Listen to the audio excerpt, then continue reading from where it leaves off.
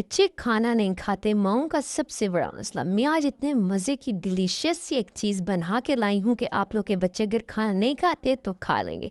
मेरे बच्चे का इशू ये है कि वो खाना खाता है मगर साबुत नहीं खाता, मीन्स के मैश हुई चीज़ को खा लेते हैं। तो बहुत ही मज़े की खिचड़ी से हेल्दी चीज़ मैं आप लोग के लिए बनाने लगी। तो आप लोगों ने चावल लेना है, मैंने 2 से 3 चम्मच चावल लिए हैं। उसके बाद मैंने ये येलो दाल होती है और ऑरेंज दाल होती है, इन दोनों को मिक्स करके आप लोगों ने ये ले लेना और इनको अच्छी तरह से भिगो के चूल्हे पे हल्की आंच पे रख देना नमक डाल के, और खिचड़ी मज़ेदार सी तैयार हो जाएगी।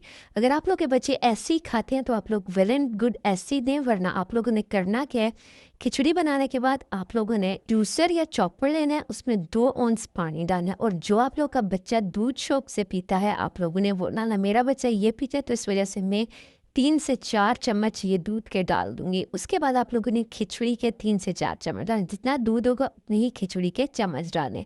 खिचड़ी के चम्मच डालने के बाद अगर आप लोग शहद ऐड करना चाहते हैं वो कर ले। कुछ बच्चे होते हैं जो मीठी चीज़ ही खाते हैं, नमकीन नहीं खाते, तो आप लोग वो डालने हैं, वरना आप लोग को जो पसंद है आप लोग वो डालने।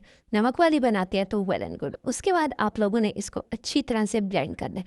ब्लेंड करने के बाद इसकी कंसिस्टेंसी इतने मज़े की हो जाएगी जैसे कोई सिरिलैक होता है, बच्चे भी शौक से खाएंगे। एक चीज़ का ख्याल रखा करें, बच्चों के बर्तन अच्छे रखा करें, क्योंकि अगर बर्तन अच्छे होते हैं तो बच्चे ऑटोमेटिकली शौक से खाते हैं। तो अपने बच्चों को ज़रूर बना के ट्राई कीजिएगा, मुझे फीडबैक ज़रूर दीजिएगा।